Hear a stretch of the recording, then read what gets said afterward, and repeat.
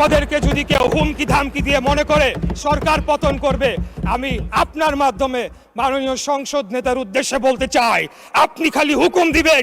সম্মানিত বিরোধী দলের সদস্যবৃন্দরা এখানে রয়েছেন, তাদের অনেকেই খুব সুন্দর বক্তব্য দিয়ে থাকেন, সেটাকে আমরা অ্যাপ্রিসিয়েট করি, কিন্তু তারা সংসদের বাইরে এবং কিছু কিছু ক্ষেত্রে সংসদের ভেতরেও যেভাবে বক্তব্য রাখছেন, তার মাধ্যমে যে বিষ বাষ্প ছড়ানো হচ্ছে, সেটির একটা প্রভাব কিন্তু আমরা বর্তমান যে শিক্ষা প্রতিষ্ঠান ক্যাম্পাস যে উত্তপ্ত হয়েছে, সেখানে আমরা তার প্রভাব একটা দেখতে পাচ্ছি। সেখানে বিভিন্ন জায়গায় তাদের ছাত্র সংগঠনের যারা রয়েছেন তাদের সাথে বিভিন্ন সংঘর্ষের ঘটনা ঘটছে, অনেকেই সেখানে আহত হয়েছেন এবং নানা ধরনের একটা অস্থিরতা বিরাজ করছে।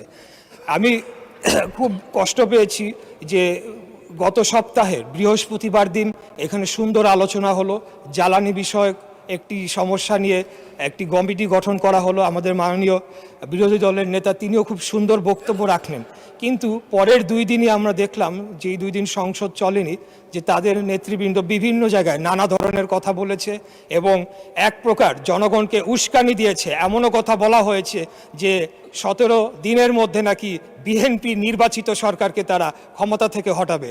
তা আমি আপনার মাধ্যমে এই সংসদ এবং জাতি যারা সকলেই লাইভ টেলিকাস্ট হচ্ছে, সকলেই দেখছে, আমি তাদের উদ্দেশ্যে বলতে চাই যে 2008 সালের নির্বাচনের মাধ্যমে এই সরকার ক্ষমতায় আসে নাই, 14, 18, 24-এর মাধ্যমেও এই সরকার ক্ষমতায় আসে নাই। আমরা জনগণের সরাসরি ভোটের মাধ্যমে ম্যান্ডেট প্রাপ্ত হয়ে এই সংসদে এসেছে।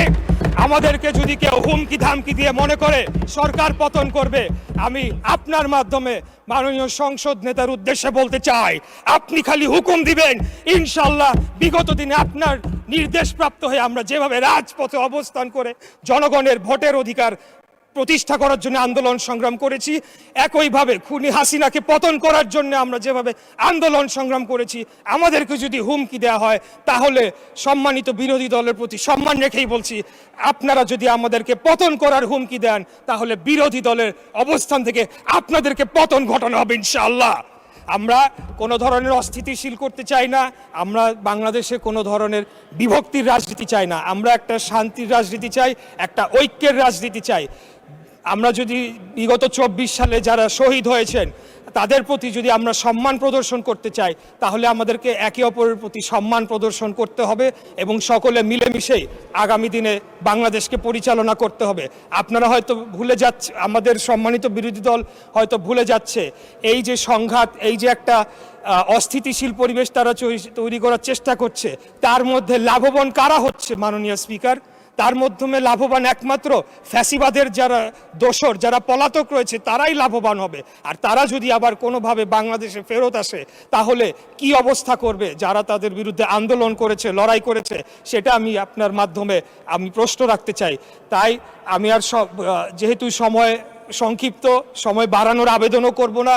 ইনশাল্লাহ 5 বছরের জন্য নির্বাচিত হয়েছি, আরও সুযোগ পাবে কথা বলার, ইনশাল্লাহ কথা বলে যাব।